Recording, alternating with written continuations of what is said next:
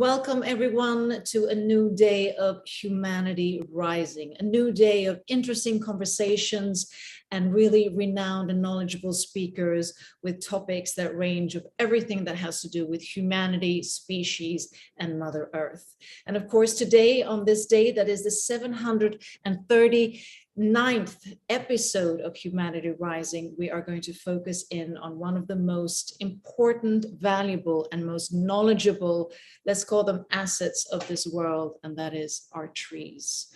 Our trees, as we know, are the lungs of our earth, and we need our trees. And trees may sometimes look green and flourishing, but that doesn't always mean that they're actually healthy. And as we know, climate change and climate extremes also impact and hurt trees. And old and young trees are, through all of this, in their sense, also starving, having inner blockages and can't grow. And somewhere across the world's forests are trapped in decline and can't be expected to really flourish and be the lungs of this earth. This is according to Dr. Jim Conroy and Mrs. Basia Alexander at Basia Institute, who are here today with us, and that's such an immense pleasure. I'm sure many of you have seen and heard them before, but they're here today to share their positive and really solutions-orientated and doable future story about how humanity, and that is all of us, can save trees and the forests, and of course the biodiversity that this also implies. And in turn, trees can also help to save humanity. And together we can really restore this livability on the planet in this regenerative loop. Now, Dr. Conroy and Basia Alexander seek to really re-educate people's perception of trees and how they live and how they thrive, and to upgrade the ways that trees and forests are grown. And this really brings us back to a bit of what has been a theme this week, not least yesterday. This is sort of a livable planet, planetarism, but also conscious living. Because I believe if we become more conscious in the present, then we also start to observe the beauty of our planet, and we also start to connect to what innately is our interweavement and interconnectedness with nature that we talk about again and again, but also we need to be reminded again and again. And if not else, all of us who knows that we in our turn can pay it forward and remind others, and thereby become a ripple effect. So what we also need are, of course, insights, inspirations, but also methods of what can we do as individuals or leaders or companies to really help the growth and the sustainability of trees, biodiversity, and nature. And hopefully today, well, not hopefully, I know, we're in for a treat, because we are going to, through storytelling, be able to acquire, receive, and really see a lot of different methods that we can apply in our own lives. And that, of course, will be conveyed by Dr. Jim Conroy and Basia Alexander. So they're both here on a mission to really dedicate their lives to restore the inner health of trees. And they're both nature communicators and also tree whisperers. If you know about the vibration between trees, which you're going to learn about, it's really going to be insightful and exciting to learn more about that. Now, before we welcome both Dr. Jim and Basia in to share the stage here at Humanity Rising, let's do a 1-minute coherence, heart-mind coherence, or 20 breaths, as we usually do, to really center ourselves, become conscious, open our senses and multi-perspective aura to really take in the next hour or 1.5 hours going forward. So with that, let's close our eyes and concentrate on our breaths.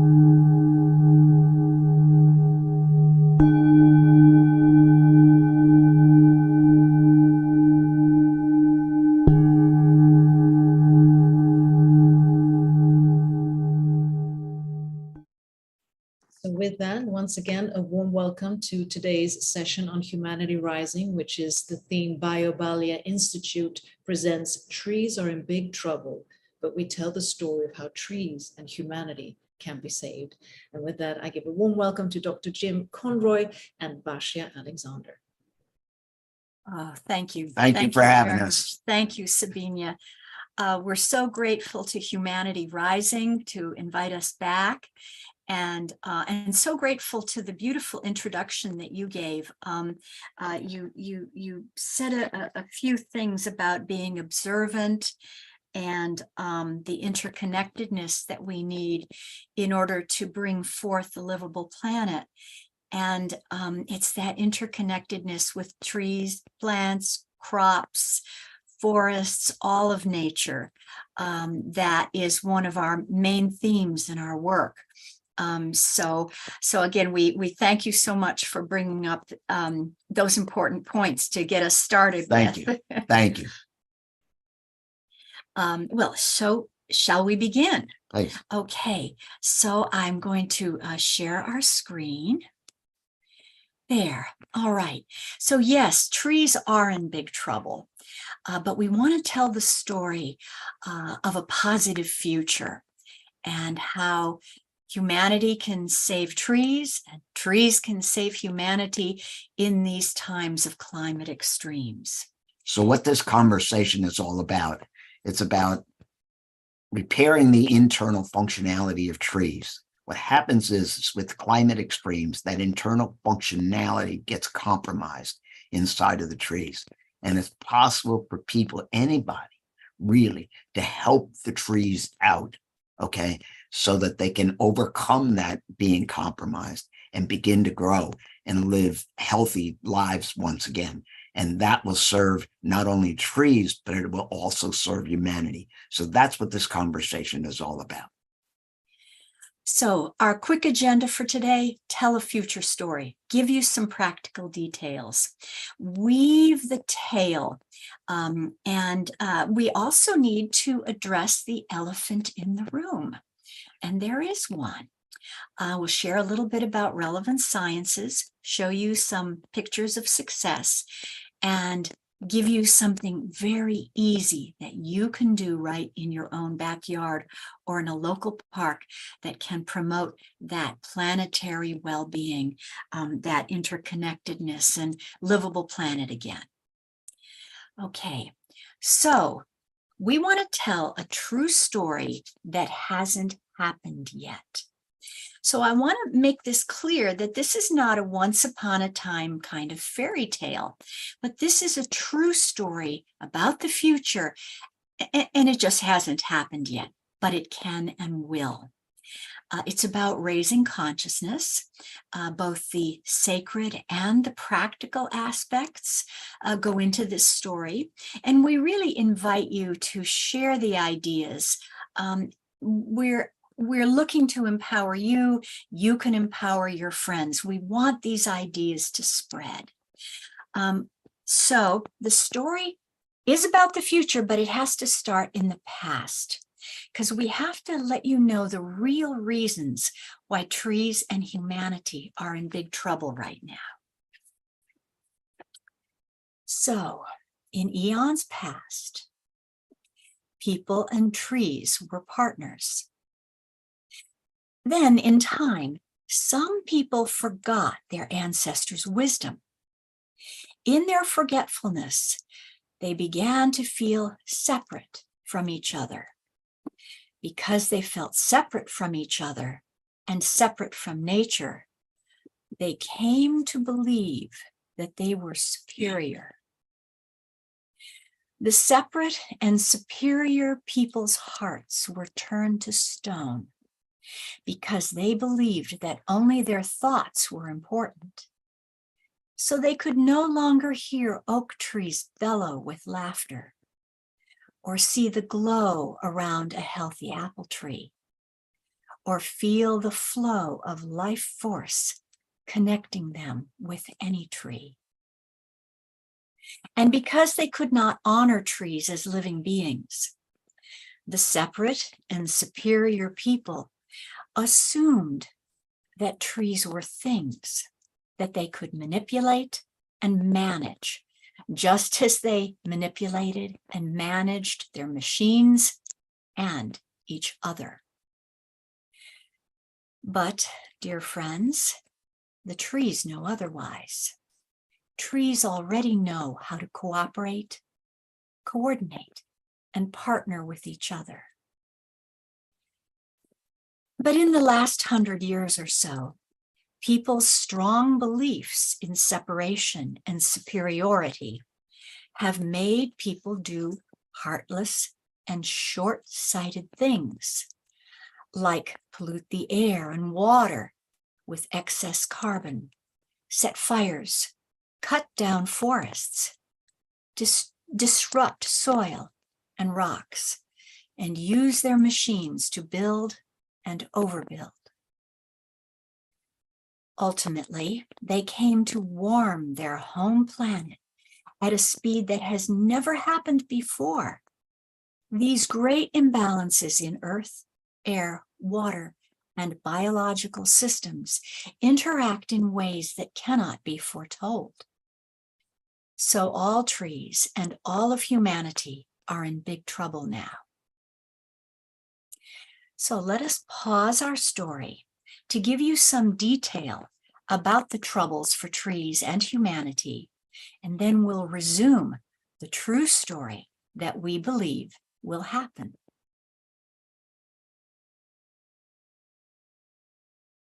Climate extremes. They add stress to trees. We've identified 9 climate extremes, and there may be others. And these are here: the extreme heat and warmer nights. One of the most damaging ones is daily temperature shifts and the unseasonable temperature fluctuations. Those are surprisingly difficult on trees, as Dr. Jim will mention later. Of course, drought, wildfires and smoke, flooding, the circular winds, tornadoes and hurricanes, the straight high winds, they're called derechos, unseasonable ice where there often used to be snow, and stronger storms everywhere. So 3 or more cumulative stresses lead to decline. Now, it's not only just climate extremes, okay, that are stress the tree, but there are many things: environmental factors, soil factors, how a tree is planted, things just like that. That can also put stress on a tree. So you add that to climate extremes, and then you get these 3 or more stresses that lead to decline. So what happens? Trees get sick on the inside. Their internal functionality gets compromised, and then they go into a decline cycle. Well, what goes on then? Well, then insects and diseases come along. Well, really, modern work, forestry work and tree work, they just control the insects and diseases. Okay, because they say, well, it's the insects and disease that's the problem. No, it's the stressed tree that's the problem. Fix the stressed tree. Don't worry about the insects and diseases. Okay, they'll clear themselves. Get the healthy tree. A healthy tree won't be as susceptible to the insects and diseases, and they can live together. But also the sick trees can lead to decline, as I said, but also then we get into things such as species reduction, because certain species of trees are more susceptible to these stresses, okay, and they get in decline faster, and they die faster, and therefore you get a whole species of trees lost in a forest. So people must learn to address trees' inner health and functionality, not just do things on the outside of the trees. Okay, work with the internal functionality. And it's not just controlling the insects and disease that are a byproduct of the tree being sick on the inside. So a little bit about trees' health, and we've tried to keep it, trees' functions. We've tried to give you kind of a brief summary here. We're not doing a whole physiology lesson here, but just kind of give you a basic principle of what goes on. Trees make food in their leaves, okay? That's photosynthesis. All right. They circulate that water, fluids, and food around.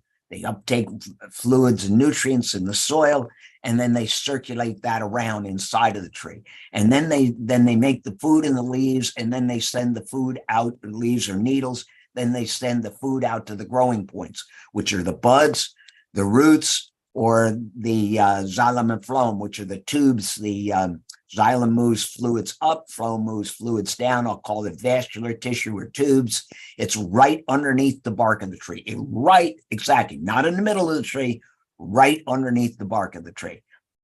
Xylem moves things up, phloem primarily moves things down. Okay. So this is what a positive cycle looks like in a tree. Make more food, clear the circulation, drive more growth. But understand, okay, they take the food they make in the leaves, they break down, that's a complex sugar, a complex carbohydrate. They break that down. Then what happens is, I just said, break it down, and then there's an energy release. That energy release drives that circulation inside of the tree. Okay. Then that circulation moves around the tree, can move the food around, move it out to those growing points. The cells divide at the growing points. The tree grows, such as the leaves, they grow.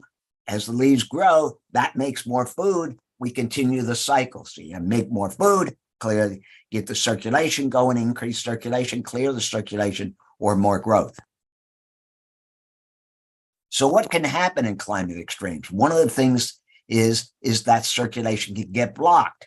Okay. What happens is the trees get stressed, the systems slow down, and then blockages occur inside of there. The sap gets thick. It's a little like hardening in the arteries. Okay. It gets thick, and then we get blockages. So what happens then? Then the tree can't uptake water and nutrients correctly. If it can't uptake water and nutrients correctly and the circulation is slower, then it can't get food, it can't get the water and nutrients up to the leaves. Okay. Then if it can't get water and nutrients up to the leaves aren't making enough food. And with not enough food and reduced circulation, we're not getting enough food to the growing points to grow. So what we do then is we start a negative feedback loop. Okay, which looks like this: not making enough food, insufficient circulation, little or no growth. And so again, it's not enough food, insufficient circulation, little or no growth. Very important here. Okay, because this cycle can continue to feed on itself. And that's what happens then. Then the tree actually starts to get sicker and sicker and sicker and just gradually goes into decline. And that's what happens. I only use circulation as an example of driving this negative cycle. Other things can drive this cycle too. Okay. Other stresses as well. Like I said, poor soil, poor planting conditions, anything like that. But climate extremes right now are the most important thing because they're causing a lot of this stress. Look, we have just gone through several days, which are the hottest days, the hottest days on the planet. Okay. That stresses the trees aren't used to all of that heat. So what they want to do is, they want to be healthy trees. And what they're going to do, what's going on is they're going to get caught in this negative feedback loop. Go ahead. Next slide. So why can't trees heal themselves? Well, when they get sick, they get stuck or confused. All right. I've witnessed this. I have worked on many trees that have been burned. Okay. I work on forests after all these fires, such as in California. Okay. And what happens is the trees aren't connected to the resource. They aren't connected to the food. They can't move that food around.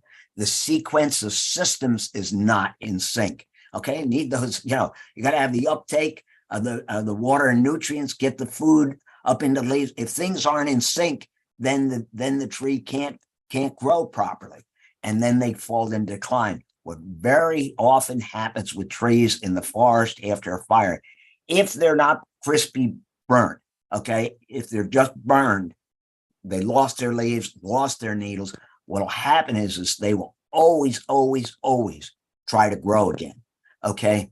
But what happens is they're not connected to the resources. They don't have these systems in sync, And then what happens is they start to grow and then they fail. Okay. And that's what goes on here. Again, remember that 3 or more cumulative stresses lead to decline. So that's why trees, they get confused, they get stuck. I tell you what, just a little like people, you know, people get in a hospital, they're stuck too. They get confused, their body gets confused. And this is what goes on inside of trees as well. Go ahead. So just because trees are green doesn't mean they are healthy. Globally, many trees are nearing this cycle, not making enough food, insufficient circulation, little to no growth. And on top of that, okay, we have more and more climate extremes coming. So if they're not in that cycle, they're going to head into that cycle, because as more and more extremes come, the possibility of getting more and more trees covered into that cycle is what's really possible that's going to happen. Yeah. Okay. Can conventional tree care or forestry methods address this negative cycle of trees' inner functionality? And the answer is no, because all they do is work on the outside of the tree. They don't fix or repair the inside of the tree. Okay, that's what needs. Look, pruning a tree or putting fertilizer on a tree is not going to repair this cycle. Okay, it's actually getting in there, working with the consciousness of the trees to repair this cycle. And I'll talk more about that in a couple of minutes. But this is what's needed. Those practices are good. Don't get me wrong. Conventional tree care and forestry methods are good, but they're not going to repair the internal functionality. And as we get more and more with climate extremes, what's going to happen is their methods just aren't going to work at all. Okay, trees will go in decline and they'll fail. And go ahead. You want me to do it? If trees are in trouble, then humanity is in trouble. There are a long list of benefits to humanity that trees do, but you know, the real truth is we just totally depend on them for our lives, and if they're in trouble, we're in trouble. So we use the words of Albert Einstein here. You know, we love his words. We can't solve problems using the same kind of thinking we used when we created those problems. We need to come together with a higher level of thought and come together as people, but come together as community with the community of the trees to help save the trees. Okay, it's not only single people, but a collaborative effort to work with the trees to help bring their health back once again, and work with the consciousness of those trees, which I'll talk about in a few minutes. Trees can be healed from the inside out. Again, this takes a higher level of thought, and we'll go through some of that a little bit in a few minutes. So I'd like to tell you the rest of the true story now.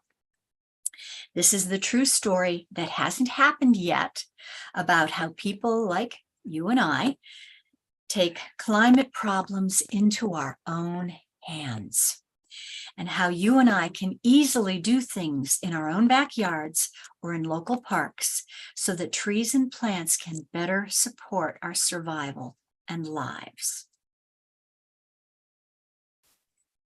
So, instead of living in the old paradigm, we can decide to feel unity and equality with nature beings.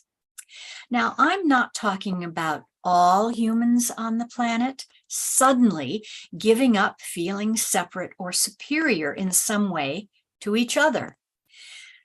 Unfortunately, feeling unified or equal with other humans seems to be too big of a leap for all of humanity all at once. The separate and superior paradigm is deeply ingrained.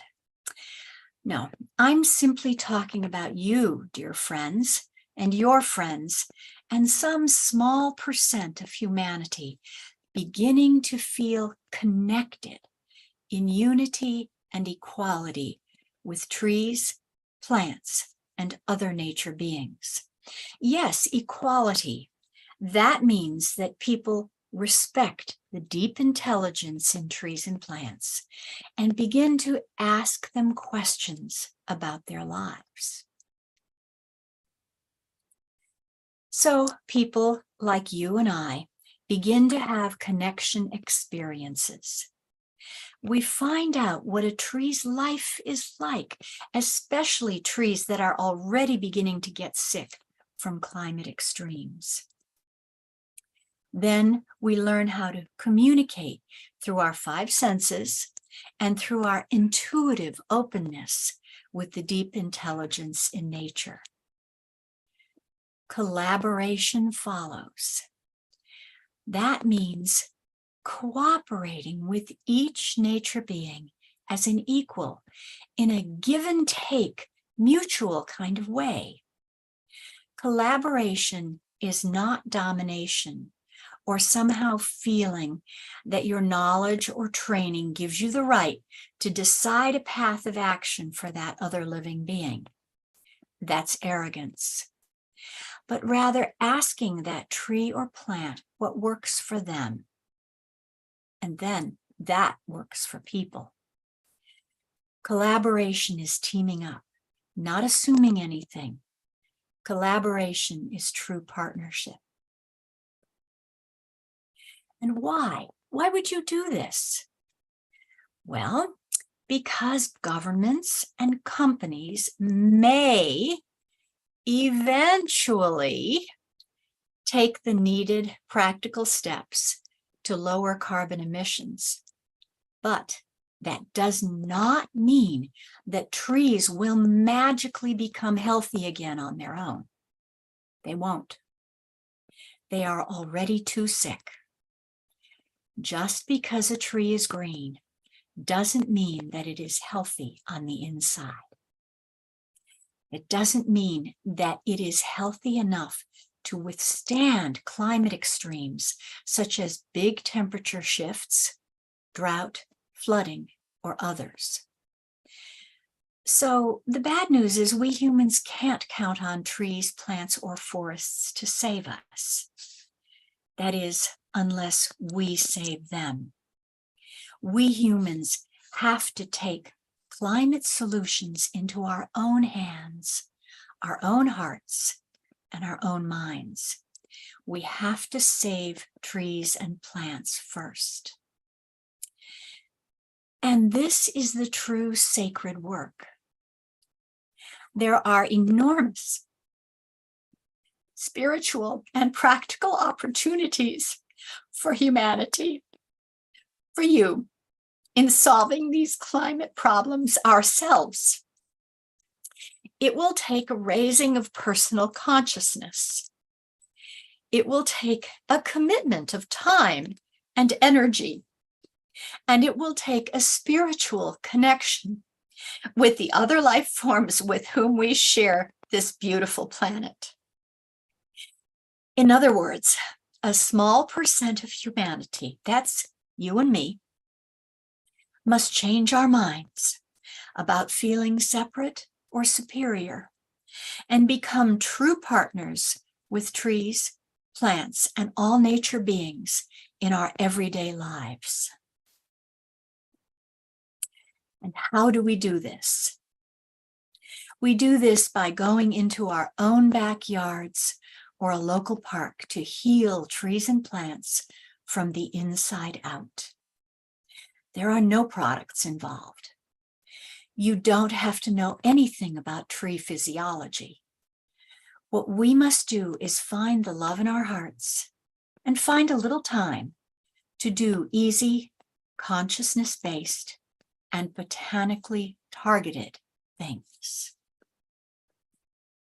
You will feel empowered because you will be able to make a difference to trees and plants that you will be able to see and feel. And all those differences will add up. Every person who does tree healing adds to the collective or common human consciousness that is shared not only among people, but also shared among the varied consciousnesses within the whole plant kingdom. Then, when trees and plants begin to get their health back, they can support humanity, each of us, to survive and thrive on Earth. In other words, Trees and plants are the most generous of beings on the planet. Humanity has evolved thanks to their gifts of oxygen, food, shelter, to name only a few. So there is a mutual healing available here. People like each of us heal the trees and plants so that all living beings on the planet survive and thrive. Gaia is restored.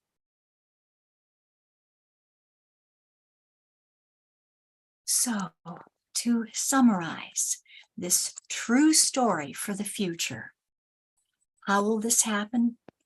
People interact in consciousness with trees. People heal trees from the inside out. And that leads to trees getting healthier on the inside. They're able to withstand climate extremes because climate extremes aren't going to stop. And so trees improve life for all on the planet. So trees have a consciousness. Consciousness is their guiding light. Okay. It contains their goals. I want to be a healthy tree. I want to be a big tree. Okay. I want to be whatever I want to be. Okay. It contains their ideal designer blueprint. I want to be an apple tree, or I want to be an oak tree. Okay. Whatever the case might be. It contains their innate potentials. Innate potentials are, if it's an apple tree, I want to grow apples. If it's an oak tree, I want to grow acorns. And every tree and plant has a purpose. Okay, every one of them has a purpose. Even weeds have a purpose. Okay, weeds hold the soil in place. Okay, that's why weeds exist. Okay, so they even have a purpose. What else does the consciousness do? Well, it drives some of these other things, drives all of that inner functionality, brings that inner functionality, connects that inner functionality, gets that inner functionality in sync, coming out of dormancy, growth, preparing for dormancy and reproduction, and all of those things. But it's really that a tree has a, people have a consciousness, trees have a consciousness. It's possible for the trees and people to interact, okay, and for us to heal trees. Go ahead, Basia. So we use, this is from our work. This is what we do. This is Albert Einstein. Again, we love him. And concerning matter, we have been all wrong. What we have called matter is really energy, whose vibration has been lowered as to be perceivable to the senses. There is no matter. There's only light and sound. And that's what we're working with. We're working with that energy. And it's our energy interfacing with the tree's energy, our conscious in consciousness overlap, our energy interfacing with the tree's energy that we're able to heal the trees. Go ahead, Basia. So what it is, so how can people restore this? Okay. Restore this cycle or make this cycle, not making enough food, insufficient circulation, little or no growth, bringing that to the positive. How can people do that? Okay, it's by using consciousness-based collaborative healing methods for the plant kingdom. And that's what we teach with tree whispering.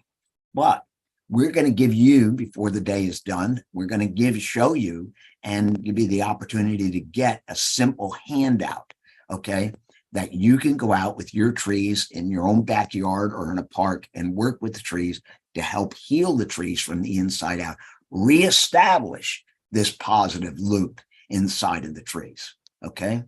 Also, by collaborating consciously with the trees, collaborating with the consciousness of the trees, we're able to move that circulation from block circulation to open circulation or clear flowing circulation inside of the trees. So the trees can get the water and nutrients up into the leaves. They can make the food they need to leave, then make the food they need to make and get that food out to the growing point to continue that cycle that I showed you previously.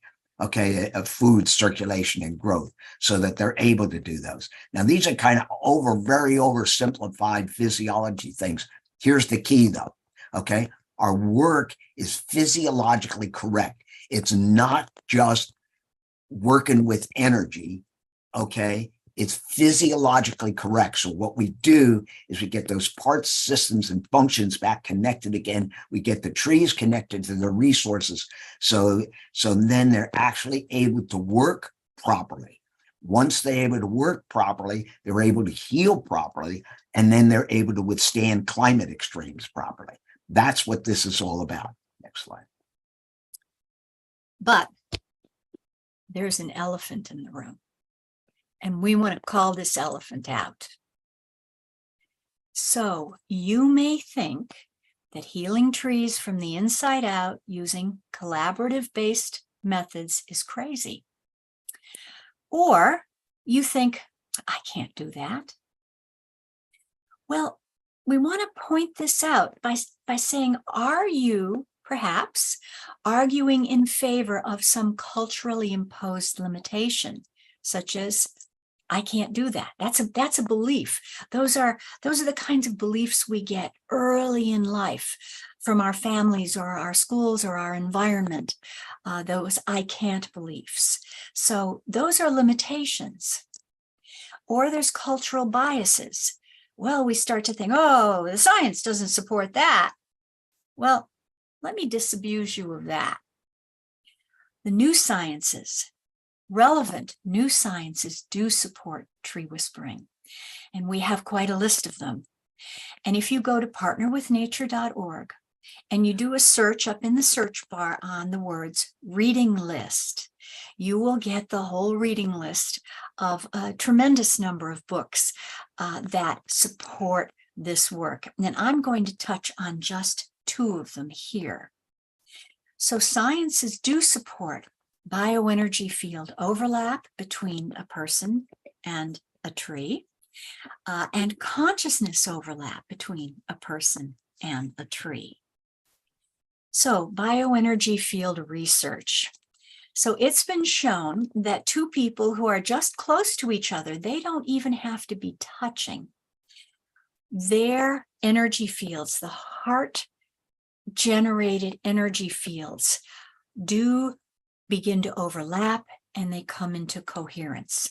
And you want to go to heartmath.org to get that science. Then fields of energy are generated by all living beings, and those overlap. And so information is shared and exchanged in those overlapping fields. Consciousness research. Well, the Institute of Noetic Sciences has spent at least the last 40 years looking into and doing experiments in consciousness. And this is what they say in their science position statement at noetic.org. Consciousness is regarded as the most basic component of reality, more basic than physical concepts like matter, energy, space, and time. So this is very consistent with the quote from Albert Einstein that we love to use, because it points out the idea that physicality is actually a concept. Matter is a concept. What's really real is that light and sound that our physical senses then are arranged to perceive. And then, of course, consciousness can perceive and influence things non-locally. So in other words, you don't have to be physically with someone or something or touching. Consciousness can influence things non-locally.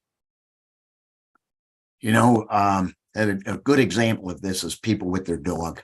Okay, so I use this example. You know, when your dog looks at you, you know exactly what that dog wants. If it wants more food, you know it. If it wants to go outside, you know it. Okay, you're in a bioenergy overlap with that tree and with that dog, and you're in an intuitive interface with that dog. You know, the dog does not tell you, I want more food or want to go outside. In words. In words. But you have that intuitive interface with them. This is the same thing. You are touching the consciousness of the tree, of the dog. Okay, you're connected with the consciousness of the dog. Your consciousness is connected with the consciousness of the dog. Guess what? A tree has its own consciousness as well. You can connect with the consciousness of a tree through this same bioenergy overlap. And that's what this conversation is all about. So that brings up the idea about changing our beliefs. So we can get past these self-limiting beliefs. In truth, every human being on the planet has the inborn capability to use intuition and to connect with trees and plants.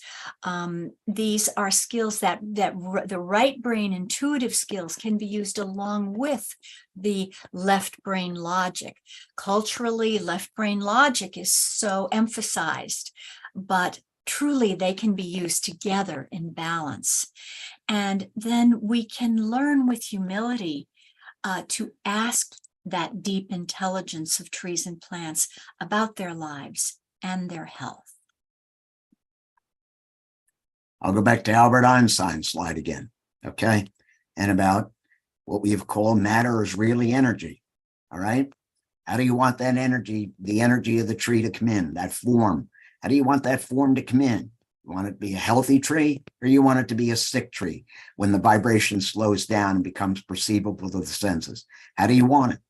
You have the opportunity here to interact with that energy through the consciousness. I told you the consciousness is the guiding light in the tree. Okay, you have the people have a consciousness. We can collaborate with their consciousness, and you can work with that energy of that tree. Okay, so that the form that comes into the physical is a healthy tree, and that's what this is all about. And here's some examples.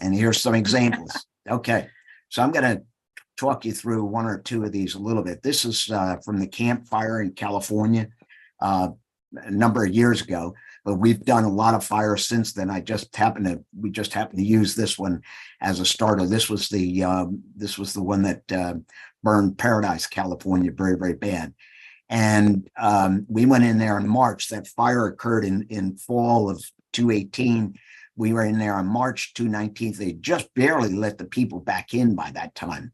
Okay, they keep people out for a while to get all of the toxic materials out after a fire and everything like that. Let me tell you, that town was really burned. Okay, so we stopped at this was a church property we happened to stop at. The reason we stopped at the church property is because the church property was the only building that happened to be standing. We both needed to use a bathroom, and the church property was the only building that was standing. Everything else was flat. Okay, so we decided to go knock on the church door and ask them if we could use their bathroom, and they said, yeah, that's fine.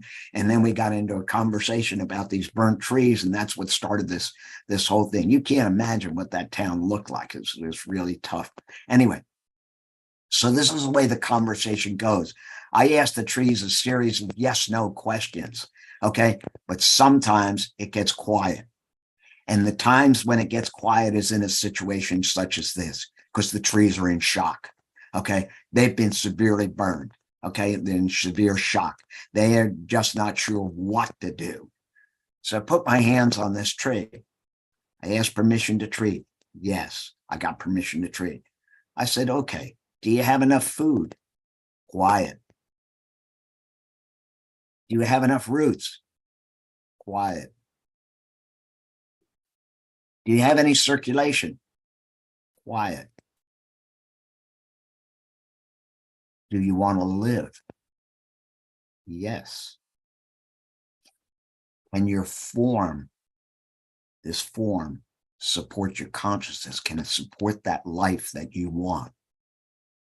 Yes. Can we work together as partners to help heal you on the inside so that you can grow again? Yes.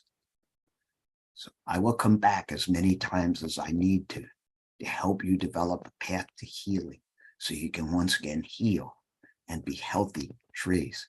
Will you work with me? Yes. Will that help you? Yes. Okay. So now again, do you have any food in your roots anymore? Yes. Can you break down some of that food to drive some circulation? Yes. Can you drive circulation up into the tree? Yes, this goes, I'll tell you, when I'm going with them, it's boom, boom, boom, boom, boom. Okay, they're in this slow. I got to tell you, and about 6 things happening at one time, but I'm going through it slowly with you. Okay, can you get food up to, you burned all of most of your needles off. Can you get food up to those needles that are burned off and up to those cells that are still alive where those needles were so you can grow out new needles? No. Okay. So what's going on? Is your circulation blocked? Yes. So we have to clear your circulation. Yes. Okay. So look, let's just start with breaking down some food here. Break down the food. Yeah. Okay. Drive some circulation. Get some circulation up into you. Okay. We can do that. Okay. Help start to clear those blockages. Yes. Okay. We can do that. Okay. And then in the process, get food out to those cells that are still alive so you can start to produce new needles. Yes, I can do that. Okay. How long will that take? 6 weeks, month? Probably a month or so, maybe 2 months. Okay, good. Whatever the case might be. All right. Now, can you also initiate new growth? Yes. Okay. Can you send some energy? Do you know where to initiate new growth? No. Can you find some live cells underneath the bark that you can start to initiate some new growth? Yes. Okay. That's what you see in the middle picture there. Okay. So that's how this conversation went, and we go on. Okay. So the way this works is, guys, you're going to increase your circulation. You're going to clear the blockages. Okay. You told me you had some food stored in your roots. Yes. Okay. We're going to increase the circulation, clear the blockages, get food out to the cells of those needles that still have some cells that are alive, and you're going to grow new needles, right? Right. Okay. Yes. Okay. And you'll also drive some food to those points where you think you can initiate new growth. Yes. Okay. So that's how this whole conversation started. And what I do is I get them on that. See, the whole idea is they use some of their food that they still have in the roots. See, very fortunately, redwoods are big trees, okay? And they have lots of needles. They have lots of food stored.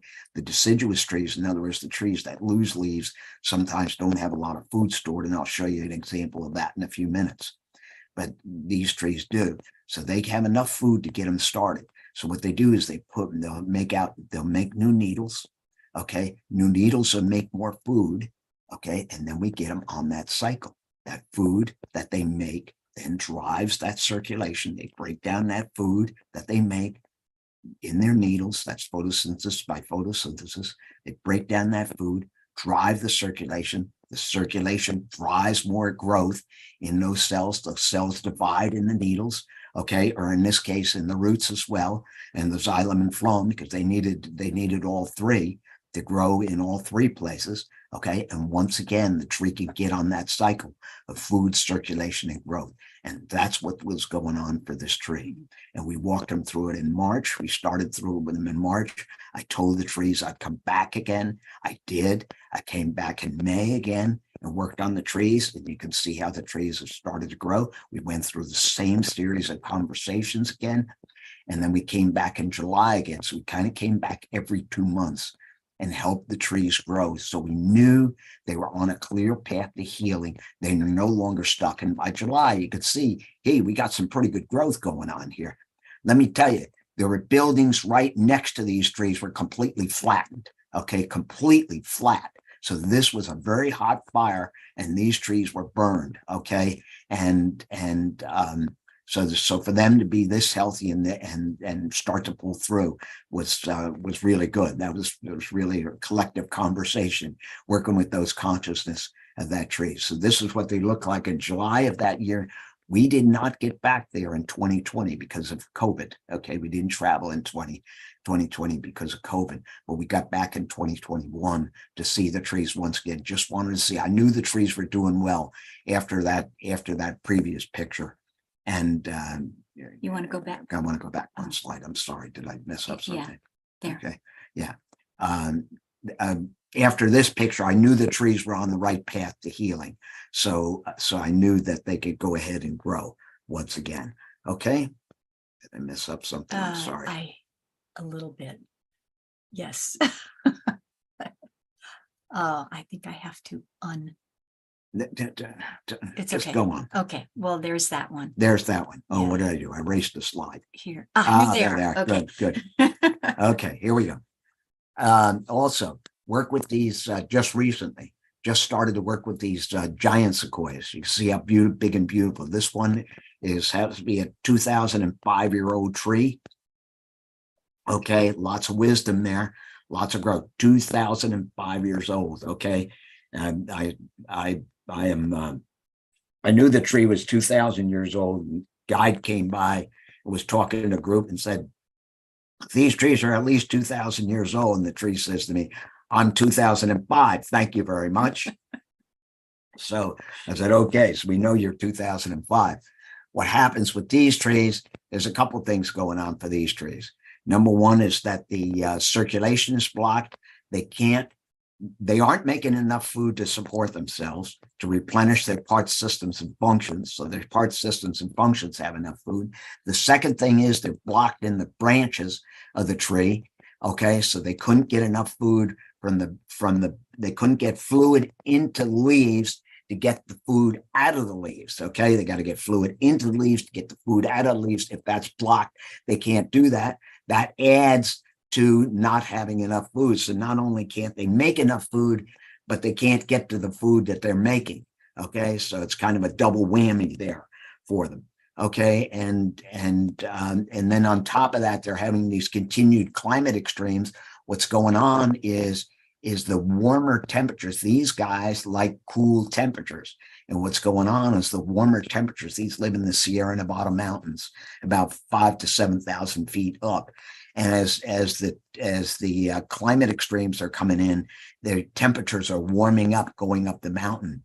And it's putting stress on these trees and making them more susceptible to things such as bark borers and other insects and diseases as well.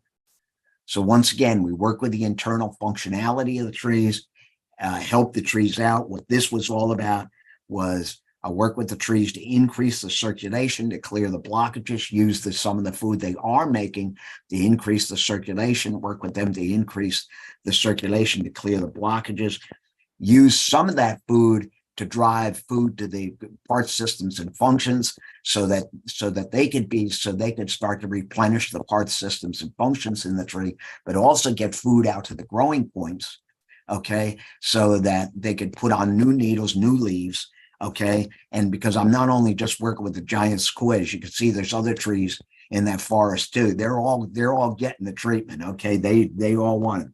This is good stuff, okay.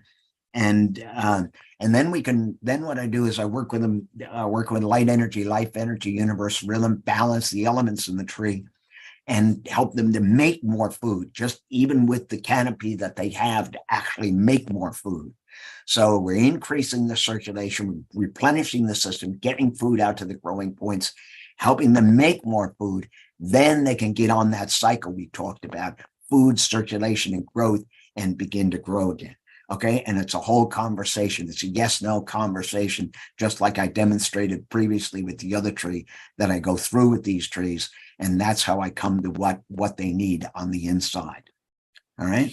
And parenthetically, we recently did a monthly updater about our trip to the giant sequoias. We just got back from a couple of weeks ago, where we talked also about the purposes that these giant sequoias have, both for themselves. They have purposes for themselves and purposes for all of the plant kingdom and for humanity. So you'll be able to access that conversation if you like through our school. We'll tell you about that later.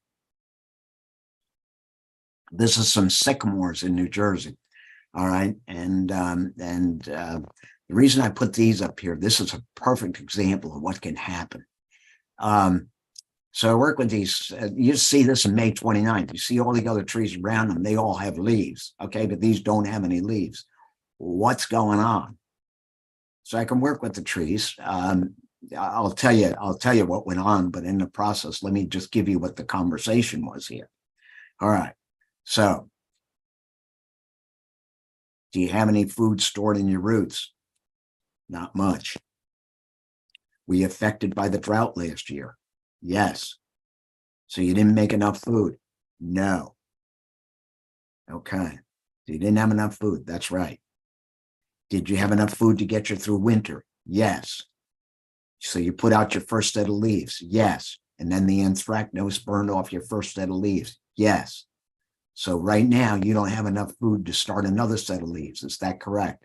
Yes. All right. So what you need is some food to make more leaves. Is that correct? Yes. Are you blocked up? Yes. Okay. So we need to clear the blockages. Yes. All right. So what did I do with these trees? I work with them to use their current food, that little bit of food they had left, to increase the circulation in the trees. The trees agreed to this. Okay. We worked the whole dialogue. The trees agreed to do this. Okay. We increase the circulation in the trees. Okay. That helps to start to clear the blockages. Look, you can't get water and nutrients moving around the tree, and you can't even get food moving around the tree if you don't have any circulation. All right. So we get some circulation moving in the trees. All right. Then what happens is then the trees can get water and nutrients up into the cells of where those leaves died out from the anthracnose. Okay. Up into the cells that are still alive to start to grow new leaves. That's what we were trying to do. But also, they need more food to drive that circulation. Where's that food going to come from? You see all those green trees? We asked them to remember, it's all energy. You're seeing form there. It's all energy. They can share food. So they get into entrainment. I asked these trees, can you get in entrainment with those other trees? In other words, they're all doing the same thing at the same time. Yes. Can you get into community with those trees? Yes. And there's a whole thing about community, okay, about forming community, overlap, bioenergy overlap, everything like that. Can you share some food? Can the other trees share some food with you? Yes. Now understand, those other trees are not in the best shape either, because they went through the same drought last year. Okay. But they're at least making food now, but they're willing to help these trees out. Okay. That's what's going on. So why don't you flip it, Basia? So this is in July 4th, we came back, and this is what's going on. Okay. Those trees have started to come back. And what it is, that because they had more food, they were able to clear that circulation, drive the food to the growing points, start to grow more leaves. So that's what they got on that cycle. And they're continuing on that cycle, starting with about no leaves, but between the food they had in their roots to clear the circulation and asking the other trees to contribute to some food for them, they had enough food to get them started to drive the circulation, to drive some growth. That's what's going on here. And then flip it one more time, Basia, and you can see here, then even in the upper right-hand corner, you can see even more new growth coming out, okay, because those trees aren't quite healthy yet. It just takes time. And this is getting pretty late in the season, but they're on their way at least to getting healthy again and growing once again. That anthracnose was a problem. That's very often a problem for the trees. That's not the deal. But what happened there, it was the double whammy. Remember, I said 3 or more stresses lead to decline. What happened in this case, they went through a drought last year. They weren't able to make enough food for themselves.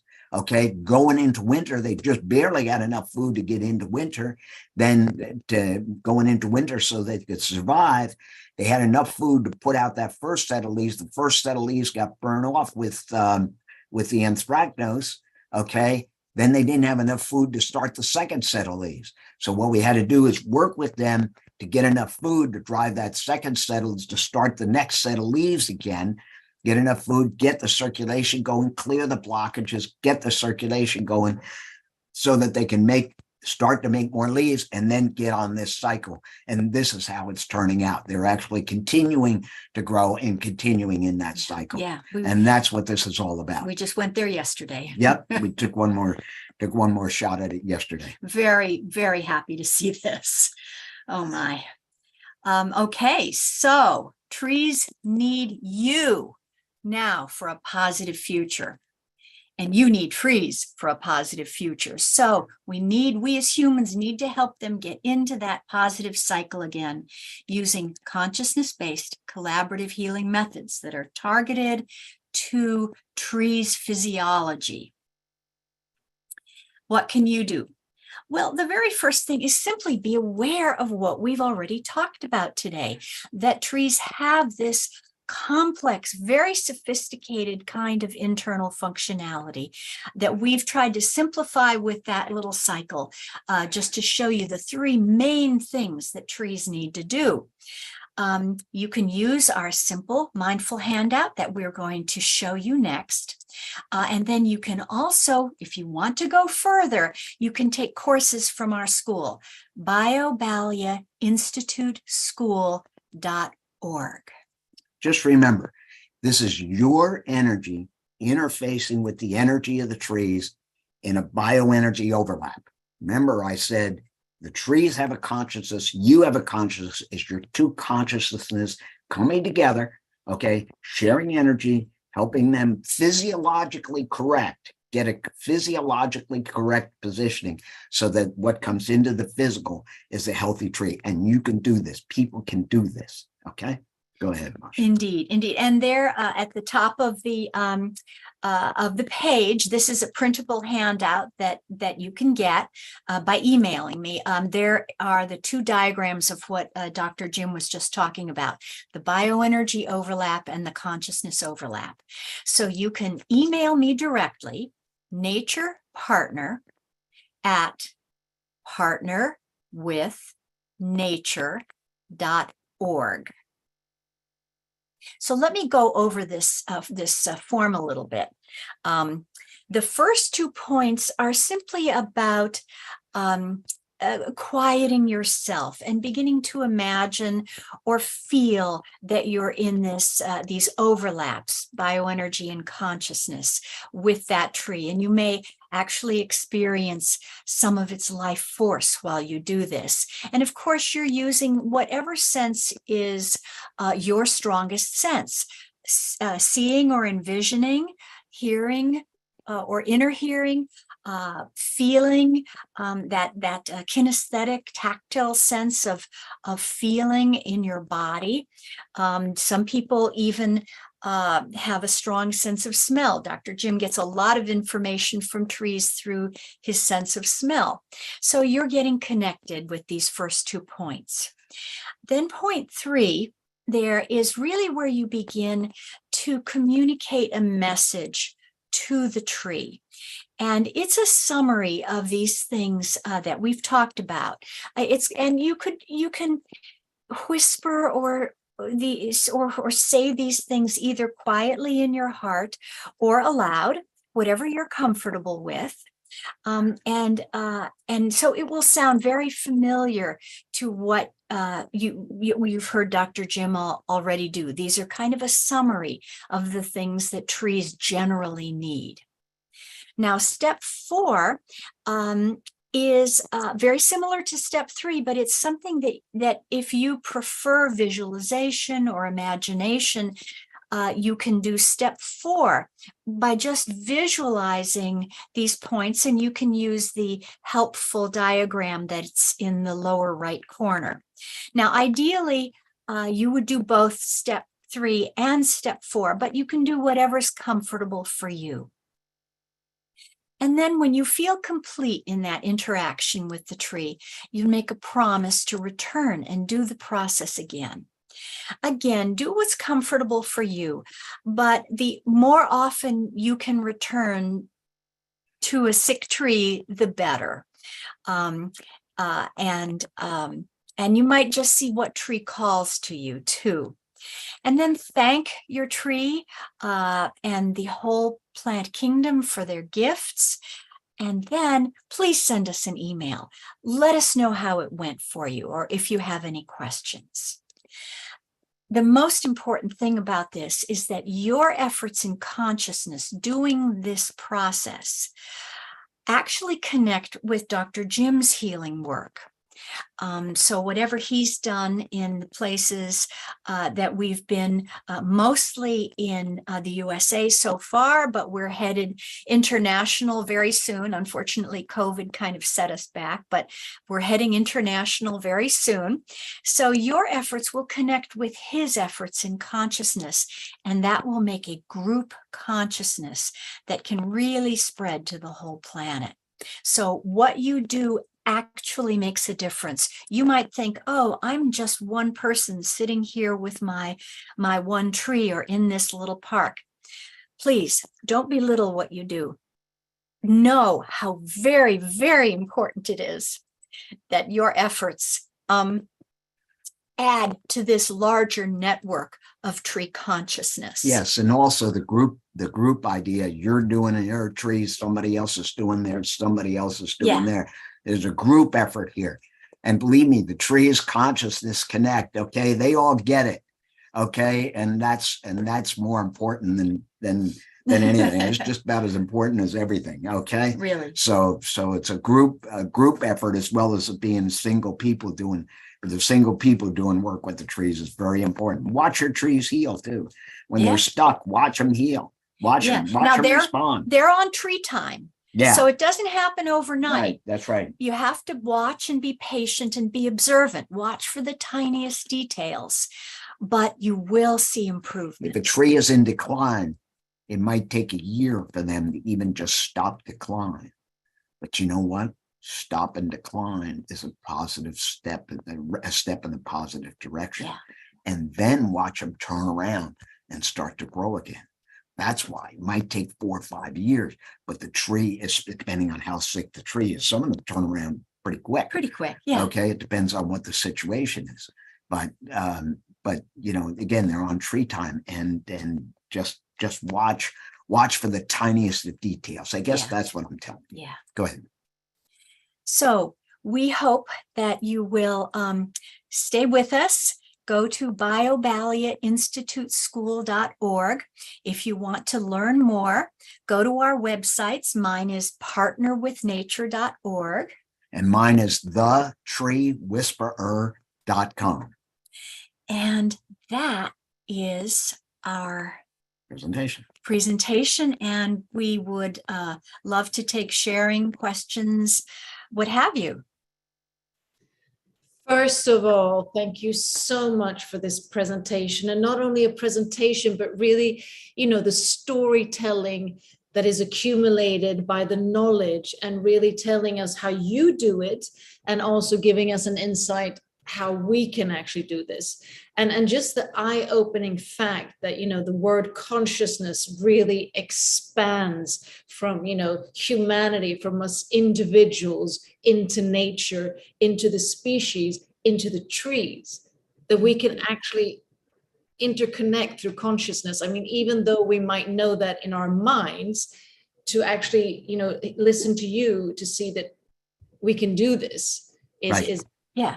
Yeah. And we need, you know, one more time just to hear, even though both of you and you, Dr. Jim, sort of explained how you do it, if maybe just one more time explain a little bit more. So if, for example, we in the chat here, we go out to our gardens, nature or communal park or whatever we can access.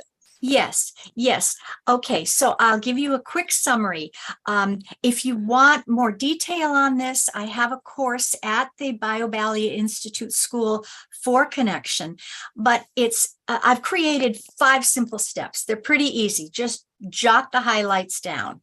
So the first step is observation and appreciation. So what you're doing is you are literally looking at as much detail as you can of the whole tree. You want to see what the trunk looks like, what the leaves or needles look like, what the root area looks like, what the whole tree looks like. So you're in observation at that point. And this started for me because in the early days, I was the photographer and Jim really did most of the treating. Now we do it more together. But as the photographer, you have to be observant. What is going on with this tree? Where can I get that good picture? So observation comes first. And what's natural with that is appreciation. You begin to appreciate that tree. Then comes caring.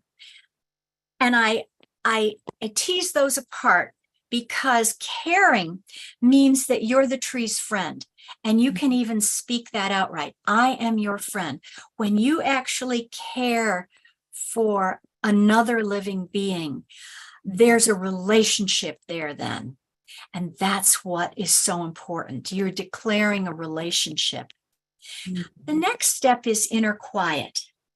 So it's very important that we humans who are so busy, crazy busy every day with everything, we need to have some inner quiet. So simply breathing is a good way, or whatever it is that you do in your practices to find some inner quiet. And it can be just kind of short and sweet. Just find that inner quiet. The next step is finding out what the tree's life is like. So at that point, because now you have a relationship and you have inner quiet, you can begin to ask questions. Well, what's it like to feel rain on your leaves? What's it like to feel the wind blow or to be in a storm? What's it like to be in this particular climate extreme? So you're finding out what the tree's life is like. And that is actually the beginning of step 5 also, which is exchanging information. So at that point, you are receiving information. You are finding out what that tree's life is like in whatever sense is strongest for you: visual, hearing, touching, even smelling, whatever sense. So you're finding out things, and then you can begin to exchange messages. You can get more sophisticated information from the tree, and you can give messages of love or whatever you would like then to the tree, or use the form that we provide. So now you've gone through these steps, and now you say, oh, okay, well, now I want to do this healing process with you. Is that okay? And I'm sure they will say yes. And then you go through those steps 3 and 4 as I've described. Is the connecting process online? Well, yes, this 5-step connection process is at the Basia Institute School.org. Exactly, but it's nice just to have a repetitive now, so we can be a bit top of mind, so that sure. walks out after this session, and then they can just.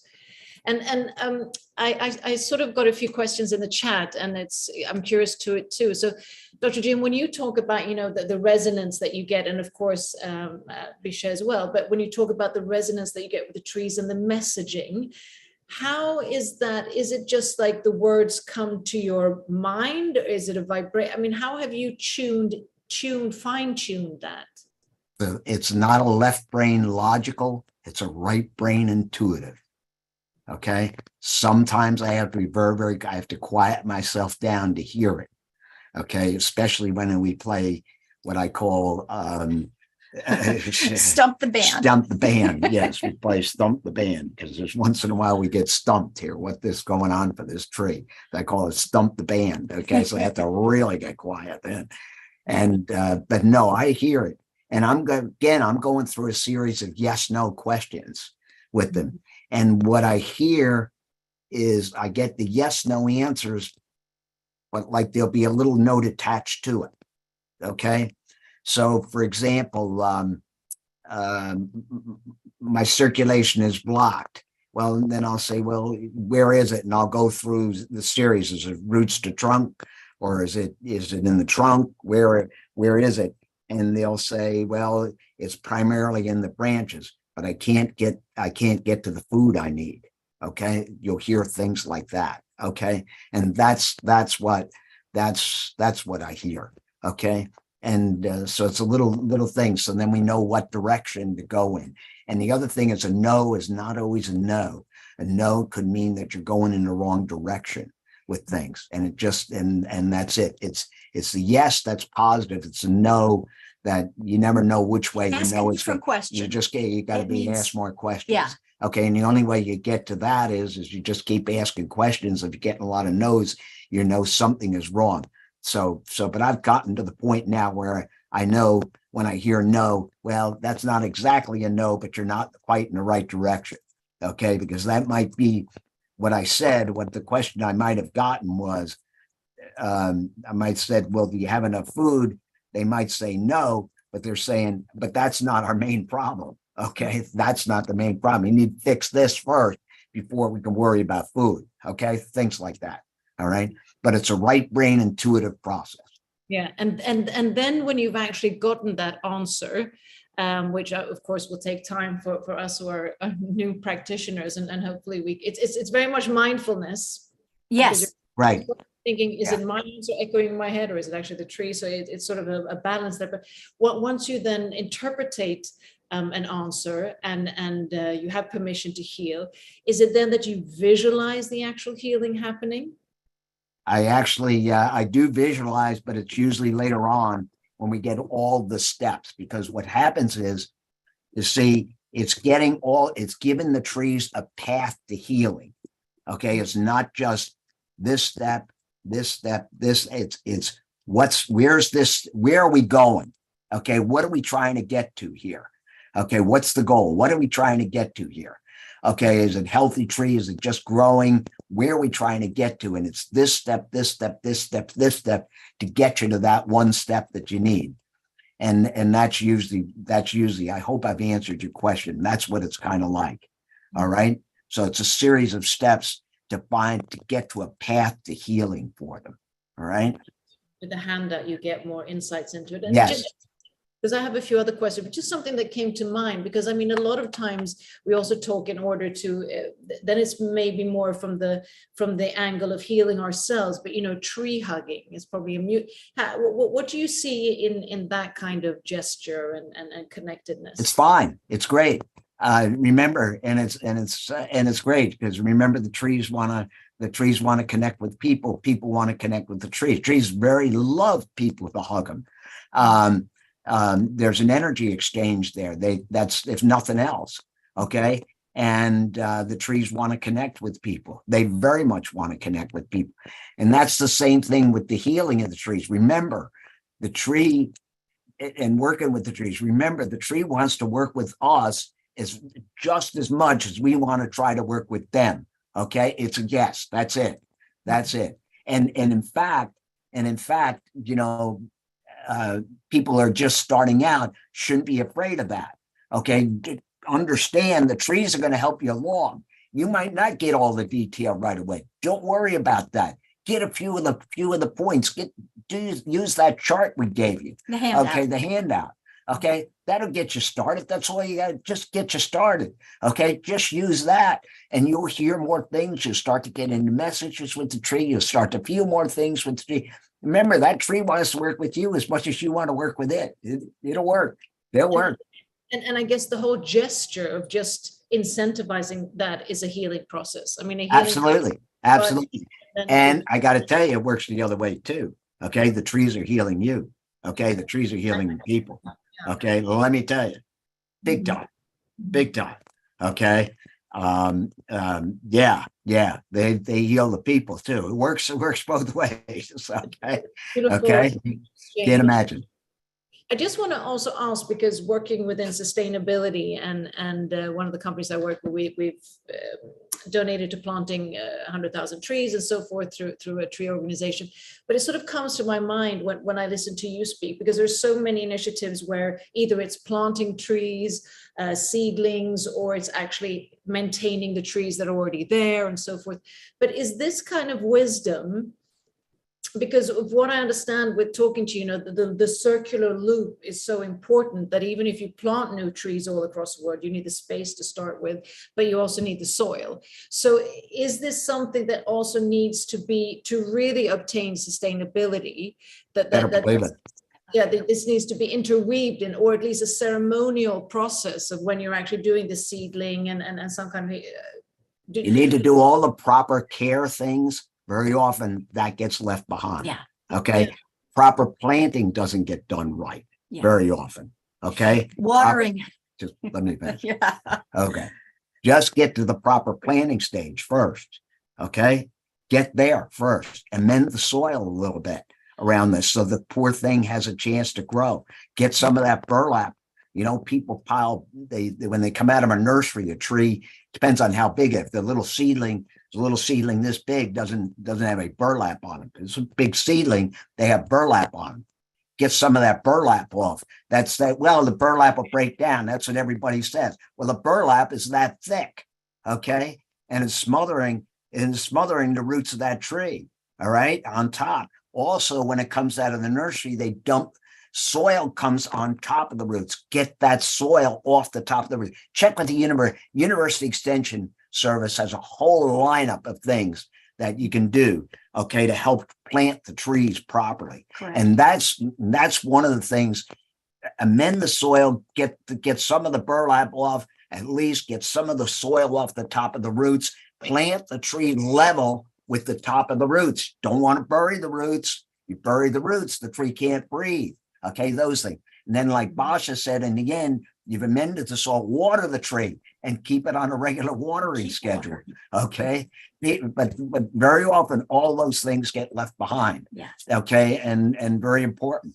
And yes, and of course you can follow up with these forms with them and help bring them onto that cycle. Very important. But it's important on the front end to do all the right things. Otherwise, the tree is stressed, and that's not going to turn that around. You've got to get the right conditions for the tree. Okay. So maybe this is an additional way that your knowledge is also needed, because there's so many initiatives now with planting trees. Yes, Yeah, I know. Yeah, it's one of the things that makes me very sad. I very often will see the news where, oh, there's, underprivileged neighborhoods get grants of trees, and then I see them planted all wrong. And I try to reach out to these people, but it's a little late at that time. People need to be informed ahead of time that you don't just plop this thing in the ground and cover it.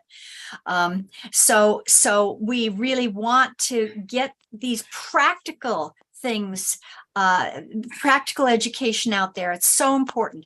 And once those practical things are done correctly, then people can bring in like our handout, to work with the tree in consciousness and in bioenergy to give it the best chance to grow. And it's not necessarily just one tree. If someone has planted a whole acreages of trees, they can work with that as well. Trees live in community. Remember, one trunk is not a tree. Okay. So in the trees world, one trunk is not a tree. So it's possible to work with communities of trees. Yeah.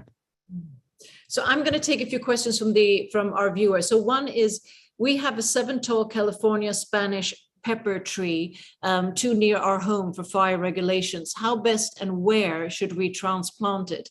We have a friend up on our hill 400 meters that could have it on his property. So ask the tree. Okay. Ask the tree where it wants to be planted. Very simple. Ask the tree where it wants to be planted. Tell the tree it's too close to our house. I got to move you. Okay. Here's a couple of suggestions. We want to move you to the neighbor's property, or I want to move you on my property.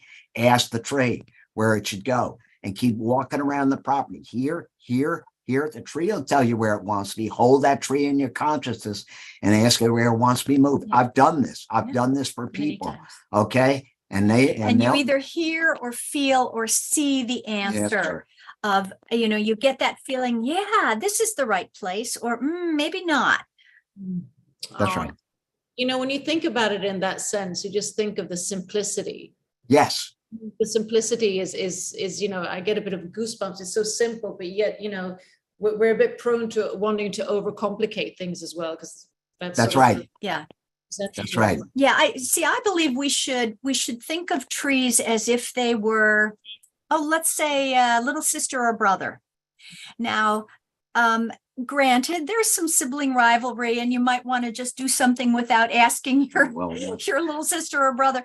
But really, you would, in the best situation, you would ask that person, well, is this okay with you? Should, you would have a conversation. And you would work it out together, and you would have that sense of partnership there with your sibling. Well, you would do the same thing with a tree. I'm just thinking, there's so many people who express nowadays because of social media, we're all a bit, closed off, that many are alone. And I mean, I'm not saying this ironically, I actually mean it, to go out in nature and actually communicate with a tree and feel that interconnectedness is also, a sense of healing, the mind. It just came to my mind now. But okay, so another question. Do you have pictures of neighboring trees that you did not have conversations with, Dr. Jim, so we can just see the efficiency or the efficacy of your method? Yeah. So here's how you do it. Okay. I've done that. And you know what I do? I tell the trees, you have to be untreated, you're treated, because they work in communities. There is no such thing as a scientific treated and untreated. Yeah, because if you're trying to say, okay, I'm treating this tree here, I'm actually treating all the trees around it too. They're all taking it in. Okay. I know what the question's all about. Yeah. Okay. I got that. But I have done this I've done it with crops. Okay. And then we did replicated plots. You're trying to do the science thing again. Okay. And you do replicated plots and say, okay, you treat this plot, but you don't treat this one, and blah, blah, blah, and see what the difference is. Well, they all get the treatment, okay, because they're all consciously connected and they're all living in community. You can't do that. And if you move it too far away, then you got different soil conditions, different environmental conditions. So you can't really compare the two conditions. So what I did once was I said, okay, look, guys, this was with cabbages. So I said, okay, this end of the field, I said, I treated the cabbages, right? But I said, look, you guys down that end of the field, you got to be you're untreated. Okay. You don't show the treatment, the effects of the treatment. Okay. That's what happened. But they were still healthy on the inside. They were still healthy on the inside. Not quite as big on the outside. And that's what happened. And the difference in the yield was phenomenal. The treated versus the untreated. The so-called treated. We need to clone you both, clone you in miniature ewes and spread you all over the world too. Yeah. So that's what happens. All right. Yeah. Amazing. So I'll just fire off some questions here. When you connect with the trees, do you ask them when ready to help the surrounding plants out? Well, that's a bit what you said. How do I know if I'm correctly interpreting what is being said as the whisper? Do they mean what is being said by the tree? Exactly, in that communication. How do you know that what you're interpreting is actually correct? You have to trust. What I say is take what you get. Now, there's a slim chance that maybe 2% of the time you'll hear it wrong. But if you take the first thing you get and you believe you're seeing, hearing, feeling, you just believe that and you take it, you will always be on the right track. You can always refine it later. You can ask for clarification, but take the first thing you get. And the other thing I would add to that is make sure you're quiet on the inside. Okay. Don't just walk up to the tree and expect to connect with that tree. Okay. We have to be quiet on the inside in order to do this. I just as quiet as you can be. And that really helps out. That really helps the information flow. Okay. If you got, this going on or that going on, believe me, you're not going to feel very comfortable. Be quiet, and good time is first thing in the morning. Go out and work with the trees. You just get out of bed and go work with a tree or something like that. That's good. Okay. To have your cup of coffee and go with the tree. I take cups of coffee and I go sit with the trees every morning. So yeah. But that's good quiet. You got to be quiet on the inside. Yeah. And once you're quiet, we teach our students something I call sort of practiced neutrality. You have to find that place where you're centered and you don't care what the answer is. Or you say, look, I really care what the answer is, but at least you've been honest. Exactly. Yeah, but you come to this place where you're centered and you go, okay, I don't care what the answer is. I'm just receiving. That's all I'm doing. That's right. Neutrality. Very important. Neutrality. It's so important. Very key. So beautiful. And thank you for, conveying your knowledge and wisdom, and also your heartfelt passion and mission of what you're doing to really, give this planet and our trees and also humanity a chance to interconnectedly, in a circular loop, really consciously connect, because that's the key component. And it's something that we have innately, but we need to relearn because we never learned it, not in school and in the school of life. But now we have the opportunity to learn it. And like you mentioned to all of our viewers, please go to the website, and please mention it again where they can get the print. Okay, so for the printout, I'm asking people to email me because it's just the most direct way for me to just send an image and a PDF out. So it's Nature Partner at partnerwithnature.org. Okay, so that's the quickest, easiest way. No registrations or anything necessary. Okay, so if you want the 5-step connection process, and this has a meditation in it, it has a descriptive video in the front of it, all kinds of good stuff. That's at Basia, Balia,